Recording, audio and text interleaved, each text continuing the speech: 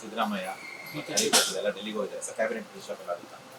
ಹೋಗಿದ್ದಾರೆ, ಚರ್ಚೆ ಮಾಡಿ ಹೈಕಮಾಂಡ್ನವರು ಅನುಮತಿ ಕೊಟ್ಟರೆ ಮಾಡ್ತಾರೆ. ಇದೆಲ್ಲ ಅನೌನ್ಸ್ ಆಯ್ತು ಅಂದ್ರೆ ರಾಜ್ಯದ ರೈತರಿಗೆ ಯಾವ ಥರ ಅನುಕೂಲ ಆಗುತ್ತೆ? ಅದಕ್ಕೇನು ಕೆಲವೆಲ್ಲ ಇನ್ನೂ ನಾವು ಡಿಸೈಡ್ ಮಾಡಿಲ್ಲ. ಅದನ್ನ ರೈತರಿಗೆ ಅನುಕೂಲ ಆಗಬೇಕು, ಸಾಮಾನ್ಯ ಜನರಿಗೆ ಅನುಕೂಲ ಆಗಬೇಕು. ಆಮೇಲೆ ಯಾರು ಕಾಮಗಾರಿಗಳಿಲ್ಲ ಅಂತೇಳಿ ಗುಳೆ ಹೋಗ್ತಾರೆ, ಕೂಲಿ ಮಾಡೋರೆಲ್ಲ ಊರು ಬಿಡ್ತಾರೆ, ಅವರಿಗೆ ಅನುಕೂಲ ಆಗಬೇಕು. ಇವೆಲ್ಲ ಮನಸ್ಸಲ್ಲಿ ಇಟ್ಕೊಂಡು ನಾವು ತೀರ್ಮಾನಗಳನ್ನು ಮಾಡಿ. ಆಗಸ್ಟ್ನಿಂದ ಅಧಿವೇಶನ ಇದೆ, ಸೊ ವಿಸ್ತರಣೆ ಆಗಲೇಬೇಕಾದಂತ ಅನಿವಾರ್ಯತೆ ಅದಕ್ಕೆ ಅಲ್ಲ, ಅವರು ಇವತ್ತೇನೋ ಚರ್ಚೆ ಮಾಡಿ ಹೈಕಮಾಂಡ್ನವರು ಅನುಮತಿಯನ್ನು ಕೊಟ್ಟರೆ ಇಮಿಡಿಯೇಟ್ ಆಗಿ ಅಲ್ಲಿ ಎಸ್ ಅಂದ ತಕ್ಷಣ ಇಷ್ಟು ಕ್ಲಿಯರ್ ಆದ ತಕ್ಷಣ ಇಲ್ಲಿ ಗವರ್ನರಿಗೆ ಅವ್ರ ಸಮಯ ನೋಡಿಕೊಂಡು ತಿಳಿಸ್ತಾರೆ. ಕೆಲವು ಮಾನದಂಡಗಳನ್ನು ಚರ್ಚೆ ಮಾಡ್ತಾ ಇದ್ದಾರೆ ಅಂತ ಕೇಳಿದ್ದೇನೆ. ಅದರಲ್ಲಿ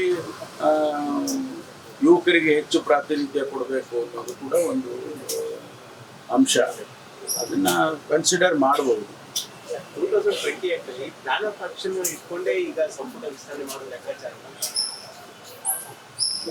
ಏನ್ ಮಾನದಂಡ ಉಪಯೋಗ ಮಾಡ್ತಾರೆ ಅದನ್ನ ನನಗೆ ಯಾವ ಮಾಹಿತಿ ಕೊಡೋದಿಲ್ಲ, ನಮ್ಮನ್ನೇನು ಕರೆದಿಲ್ಲ.